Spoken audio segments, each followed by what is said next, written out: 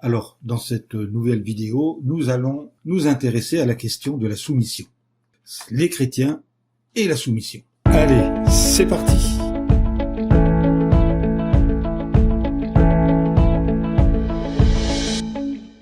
Les chrétiens et la soumission. Pourquoi devons-nous être soumis? Mais d'abord, définissons ce qu'est la soumission. La soumission, c'est la disposition à obéir, à céder, à se soumettre vis-à-vis d'un supérieur, d'une loi ou d'un ordre de choses. Il peut s'agir de la soumission de Jésus à son Père, selon 1 Corinthiens chapitre 15 versets 27 à 28, de l'Assemblée chrétienne à Jésus, selon Éphésiens chapitre 5 verset 24, ou encore des chrétiens pris individuellement à ceux qui dirigent les assemblées. Alors, parmi les nombreux commandements qui reviennent souvent dans la parole de Dieu, la Bible, figure celui-ci. Soyez soumis. Ainsi, nous lisons en Romains chapitre 13, verset 1, que toute âme soit soumise aux autorités supérieures, c'est-à-dire au gouvernement, et d'autre part, il est conseillé aux jeunes hommes d'être soumis aux hommes d'âge mûr, selon 1 Pierre chapitre 5, verset 5. Alors, pourquoi ce commandement semble-t-il si rebutant? Le fait d'être soumis répugne à beaucoup d'humains imparfaits. La raison pour laquelle nous répugnons tellement à être soumis a pour origine l'attitude rebelle que nos premiers parents, Adam et Ève, ont adoptée. Ils léguèrent à leur postérité une tendance à se rebeller, à mépriser égoïstement la loi, état d'esprit qui n'a jamais été aussi répandu que maintenant, comme Jésus l'avait prédit en Matthieu chapitre 24 et le verset 12. Il ne fait aucun doute qu'une part de responsabilité revient à ceux qui ont fait un mauvais usage de leur autorité. Jéhovah est un Dieu d'ordre. Jéhovah Dieu n'a pas laissé à chacun l'entière liberté de décider comment appliquer dans sa vie les principes bibliques. Dès le début de l'histoire humaine, Dieu a utilisé des humains comme canaux de communication. C'est ainsi qu'Adam a été le porte-parole de Dieu auprès d'Ève. L'ordre relatif aux fruits défendus a été donné à Adam, avant qu'Ève ne soit créée. Aussi, Adam a-t-il dû informer Ève de la volonté de Dieu à son égard. Vous trouverez ce récit en Genèse chapitre 2, versets 16 à 23. Noé, quant à lui, était prophète de Dieu auprès de sa famille et du monde antédiluvien, selon Genèse chapitre 6, verset 13, ou la deuxième lettre de Pierre, chapitre 2, verset 5. Abraham était, lui aussi, porte-parole de Dieu auprès des siens, selon Genèse chapitre 18, verset 19. Et Moïse, lui, il fut prophète de Dieu et canal de communication avec la nation d'Israël, selon Exode chapitre 3, verset 15, 16, chapitre 19, versets 3 et 7. Après lui, et jusqu'à Jean le baptiseur, Dieu a utilisé nombre de prophètes, de prêtres et de rois pour communiquer sa volonté à son peuple.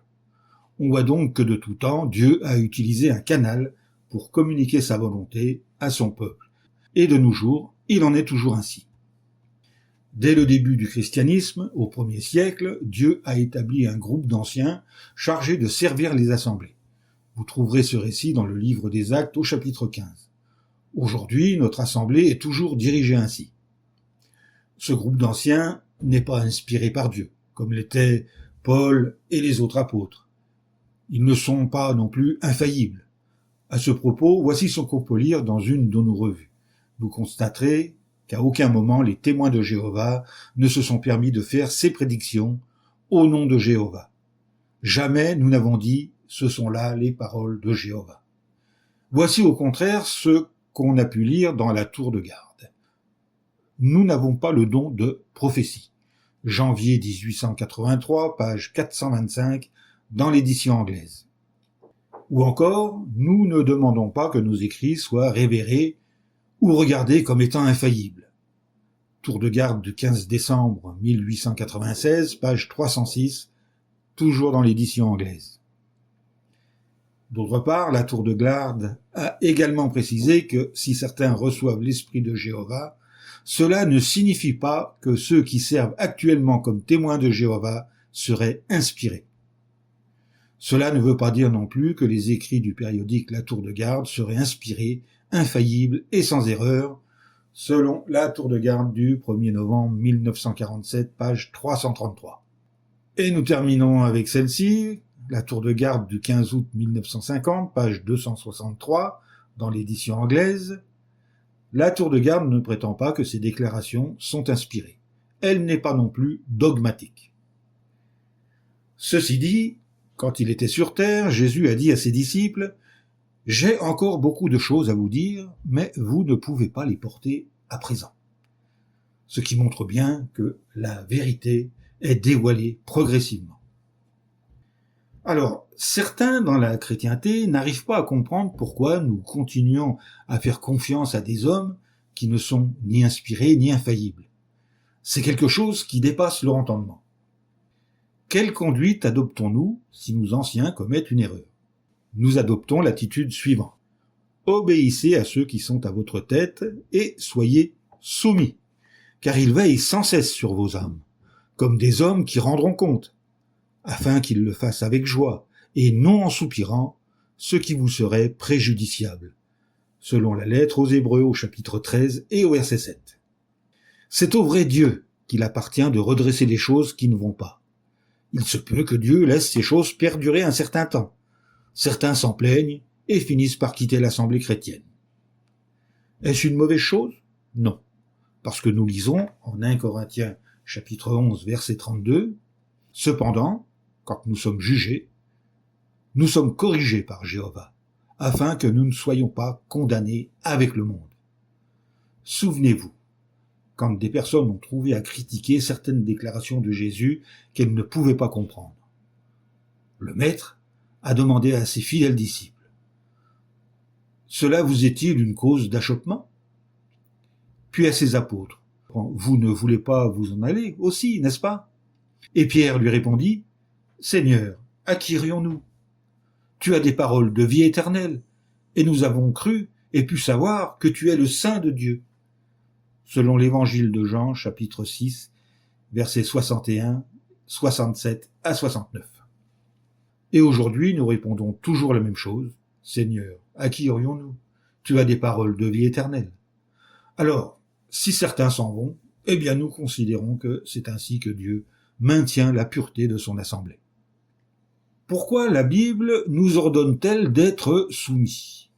Qui doit l'être et à qui? L'Assemblée chrétienne aussi est une organisation et elle a un chef, Jésus-Christ. Tous ses membres doivent lui être soumis. D'ailleurs, lui aussi est soumis. À qui? À son Père céleste, Jéhovah Dieu. Oui, l'Assemblée chrétienne est soumise au Christ, Éphésiens chapitre 5 verset 24.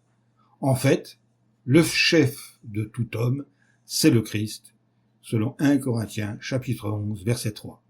Au sein de l'Assemblée chrétienne, nous reconnaissons la direction de Christ et l'autorité qu'il a donnée à l'esclave fidèle et avisé. Cela influence notre état d'esprit et notre conduite les uns envers les autres. La soumission à Dieu nous pousse à obéir à sa parole dans tous les aspects de notre culte. Cette obéissance touche notre ministère, notre assistance et notre participation aux réunions, nos relations avec les anciens et notre coopération avec les dispositions organisationnelles. Notre soumission à Dieu contribue à la paix, à la sécurité et au bon ordre de l'Assemblée chrétienne. Ainsi, les qualités de Jéhovah sont reflétées par ses fidèles sujets, selon 1 Corinthiens chapitre 14, versets 33 et 40.